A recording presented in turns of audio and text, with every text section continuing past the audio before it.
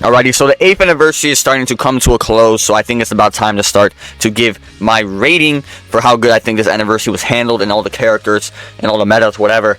Of course, they're going in chronological order.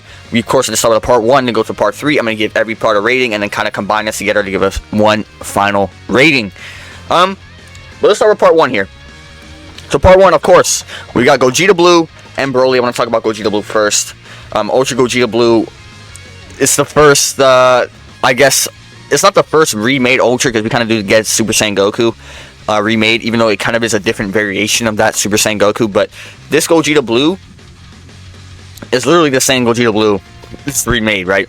But this is also the first ever summonable Ultra that got brought back as another summonable Ultra, if you know what I mean. So it's the first ever true 2.0 unit. And I think they handled him fantastically. Of course, I'm also going to talk about like metas and stuff, because I'm very PvP based in this game, right? But if you're a collector, then I guess it kind of just depends on like your preference, right? But in terms of like hype levels and stuff, Gogeta Blue definitely is up there for the one of the highest. Probably say like top 5 highest most hyped characters that you can release in this game. And they did a great job with him. His mechanics also very fun. It's very interesting, very broken. I wouldn't say he's a toxic character, but he's just so strong that it's just fun to use, right? He's not one of those extremely toxic characters that completely takes over the meta and just is annoying as hell. He's just extremely strong, right? It's not like he's not like an annoying, stupid, dumb character, if you know what I mean. And then we also have Broly here. Legend Broly. Now he is more of an annoying character, I'll tell you that. He's definitely not like Gogeta, where Gogeta is just pure damage and just super strong just overall. But Broly is just annoying, okay? Broly is a freaking annoying character. So dealing with him can be very annoying, and it's also very good for part 3 right now. But of course, we're talking about part 1. Of course, I think the best team in the game at that point was probably the duo-age of Gogeta Blue and Broly with 13. Maybe near the end, I'll get to like some of the buffs they did, but at first I think that was the best team in the game.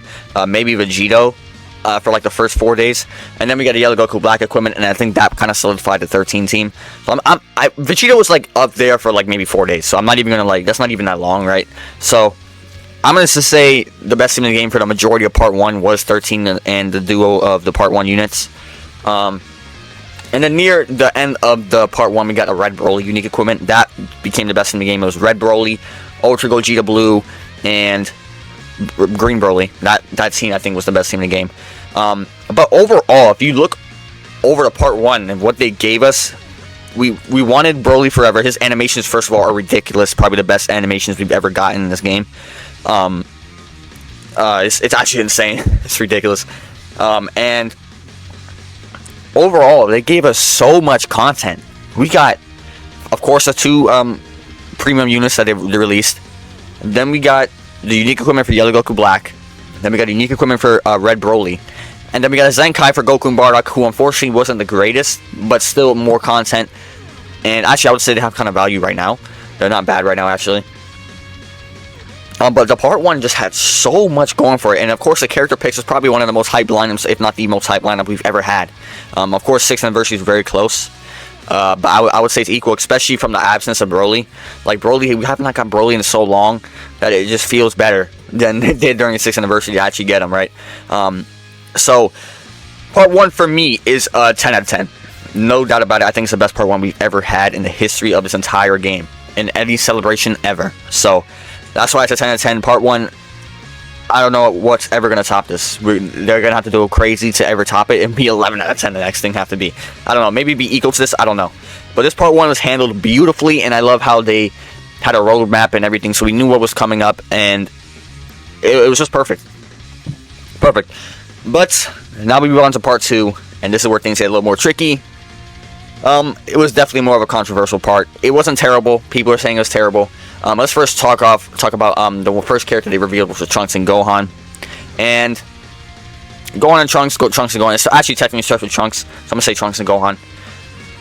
They were a broken character. They're not as strong as they used to be now, but they were by far number 1, right, for at the time. Of course, as a Gohan unit. So impacting the meta, they definitely impacted the meta very heavily. But Golden Trunks, I think, was a cool pick. It's the first game original summable unit we had in a long time. And they just were a cool overall idea unit. And, you know, like, Part 2s tend to be not, like, as hype as, like, Part 1 or 3. Obviously, usually in the history, I mean, 6th anniversary, we got Ultimate Gohan and God Goku, which isn't compared to Part 1, and that Part 3 is just not, doesn't compete with that.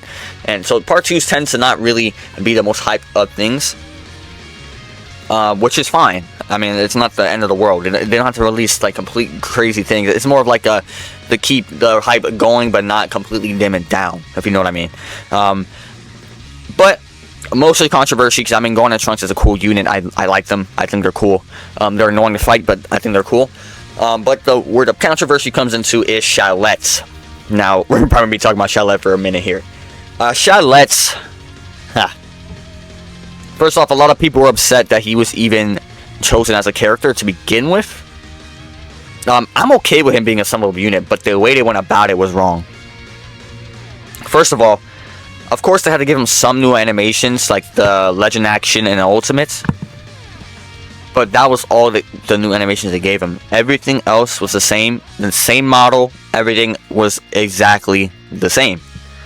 So that already is a very bad start, and that's where a lot of controversy came in, even before he even released it. When they revealed him, they were already complaining about that, and I understand.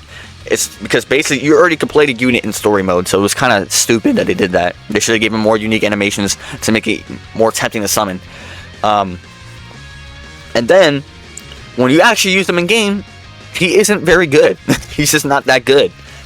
He's basically a one-trick pony that only goes off of green and blues. Like, you use a green, you draw a blue, and the whole thing in this kit is just to get feints off the blue. Or feints off the blue, damage card penetration, heal reduction, and most other thing. I'm forgetting the other thing, actually. Regardless, it's 4 things, and that's all he based his kit around. And that's something, people have mentioned this already. That's something that free-to-play characters usually have. And, like, free-to-play characters tend to have, like, one-trick pony type things. Like, for example, the Whis. His whole entire kit was based on paralysis, which is a toxic thing. But that's all his kit was based around, it's just paralysis. Nothing else, right? So, that's not how a kit should be. I know his blue card has a whole bunch of different abilities in it, but it's still one thing. It's just off his blue. It's still just a gimmick off his blue card. That's all it is. It's just use a green, use a blue.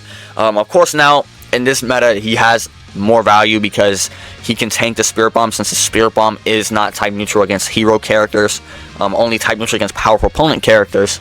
So, or not even just hero characters that are not powerful opponent. It's not type neutral, right? If they're green, so he has value against that, and of course he has superior element towards the blue unit, so he's gonna gain value towards that. But he still isn't that good. Like, compared to like Green Broly still wipes him on the floor. I'll pick Green Broly over him 30 times out of like 100 out of 100 times, and I'm not even joking. Maybe actually 99 out of 100 times. Cause who knows? Maybe there'll be a situation, but Green Broly is just a much better counter to the Buu duo. But Shadlet, it's the green color curse, man. I guess Green Broly broke that curse, but for the most part, every green premium unit has some problem. Because I mean, Green Broly for the most part has been still a very dominant character for the majority of Anniversary. Part 2, he took a dip for a little bit, even though he's still very strong. Don't get it twisted, he was still very, very usable, but it was just more dangerous to use him for a time being. But now, you can run him no problem. He's a very strong character, right? But Part 2, of course, most of the controversy came with Shadlet. Nobody cared about Golden Trunks. Like, people like Golden Trunks. They didn't really care about it too much. If I were to give a rating to the Part 2, I'll give it like a 7. It wasn't anything insane. They did give a buff to Zaha, and I think that was it, actually. I'm thinking about it. Yeah, I think that was it. So it was kind of dry-ish in comparison to everything else. I mean, a lot of the controversy really just comes down to Shadlet, man. People just don't think that he should have been a summonable unit, and to begin with, and then if he was, he should have been more premium, feel premium, and not just have the same animations like he does in story. And not just add new animations for the things that you obviously have to add animations for, like the Legend Action and the Ultimate. Of course, they're going to add animations for that. But even the card art is the same as old Fusing Gogeta Blue. So it's literally just like a copy and pasted type thing. So it's pretty dumb, in my opinion, that they did like that. If they would have gave him new animations, everybody would have been just fine. Even if he wasn't that good, people would have been just fine, dude. I promise you. If they just gave him new animations. I mean, there'll be some people on the side that were just like, didn't want him to be summonable at all, which is, I don't think, that's a lot of people did want him to be summonable. So, I think for the most part, if they just gave him new animations, that would have been perfect. But it's also the model too. Like, they didn't even change the model. It was crazy. But yeah, part 2, I'll give it like a 7 out of 10.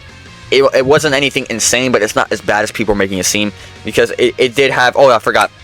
There was another buff, a big buff. I'm forgetting. But if we go down the line. And this kind of just dips into more of a thing, like, why, in a way, because the devs, I know the devs, that what characters are struggling and what characters are thriving. They know. They can tell by usage rate, and they probably watch some YouTubers and they can tell, right? So, they know that Shadowlet is struggling in this meta. Not as much, like, or past meta, the past meta. Right now, you can use him and you'd be fine. But he's still Broly's still better. He's still not insane. His kit's just not that good, right? But you can get away with using Mao more.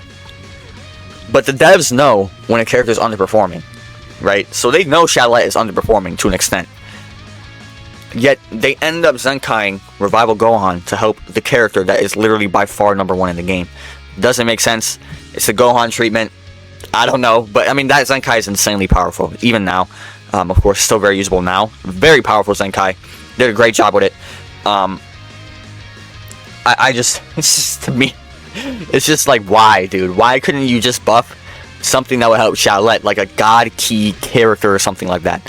Why are you buffing the hybrid team? It makes no sense.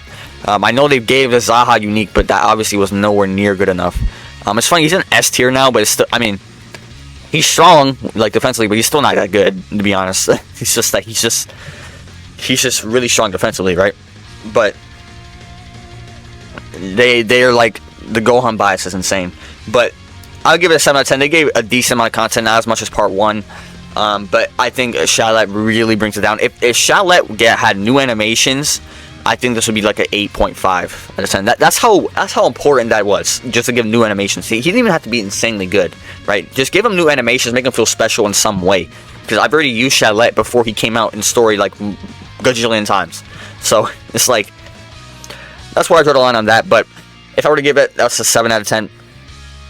And then part 3 now. Part 3. So the Buu Duo is an insanely cool unit, I think. Very well thought out unit in animation's new model. Probably close to the best animation in the game. You can make a debate with Broly and Budo, in my opinion. I think they handled it nicely. I think they handled it very nicely. The one thing that people are bringing it down for is that first of all, they think it should have been MUI, which it should be. We should have had MUI already, but it's not like these characters don't deserve to be an Ultra. And then second of all, people are lowering this a lot because it got leaked. Now, that is the problem. I mean, they messed up. They messed up there. But I will mention this. It is pretty funny to me because a lot of people that speak out their mind and stuff, talk about leaks and stuff. I know there's some people that couldn't avoid it because it was on the closed captions. I understand that. But there were some people that were complaining about how it got leaked. And they hate leaks so much. When they found out it got leaked, they went out of their way to figure it out. And when there was an hour left until it starts. Why? Why kill the hype? Why kill the hype? It doesn't make sense to me. That's their personal decision. That's not mine. But it's just like, you are the reason why it feels bad. Because you knew it. You didn't have to leak it to yourself. You knew. But I don't know. Because I knew it got leaked too. I didn't look for it. I wasn't even trying to look for it. I vocally said in my live, I'm not going to look for it. So, I don't know, dude. I don't know. So, but the part 3, I think they did a great job. Very cool mechanic. And of course, the Ultra is insanely powerful. We got a Shin unique equipment so far. We're getting a yellow Hercule and Buu Zenkai in a couple days, which I'm not sure how good they're going to be. We'll see. It's an interesting pick for Zenkai, but I think they're handling it very well. I think it's still a good part 3. I just think that the leaks are people bringing it down. I think I'll personally bring it down because of the leak, because that was just unfortunate, right? Like, I'm not holding Legends to anything. It's just like, I don't understand why people are complaining about the leaks, and they could have avoided it, but they still went after to look at it, and then they complain about it. It doesn't make sense. It's your fault. overall, I think because most of the time part 3s I would say a little bit less of a content because it's the closing of the anniversary, right? It's not like the start where they're coming out like crazy with part 1 with everything like the 2 unique equipments in the LF Zenkai. So I understand why there's not as much content, but I think they're handling the part 3 very nicely. I'll give it a 8.5 out of 10. There's not too much else to talk about with part 3 because there isn't as much to talk about. It's just the Ultra. There's no 2 characters, just 1 character, right? And there's only Shin as well. He's very good. Shin is very strong, very annoying, very freaking annoying character. But he's not anything like insanely top tier. I would say he's like he's like top 10, but he's not like he's definitely like a third that you slap onto a team. He's not anything insane. But overall, if I were to give this anniversary out of 10, I would give it a 9 out of 10 overall. Because the part 1's a 10 out of 10, part 2 is a 7 for me, and then part 3 is an 8.5. So I think it's very good. I think it's very good. If I were to take the leak out of consideration from part 3, I would give it part 3 a 9 because they dealt with it very nicely, and the unit is just a really good pick. I know MUI is something that people wanted, but I think the unit is still a great pick. So, but you guys let me know what you guys think of this 8th anniversary. Do you guys think it's the best anniversary we've ever had, or do you think it's the worst anniversary? What are you guys' thoughts on it? But see you guys in the next one, man. Peace.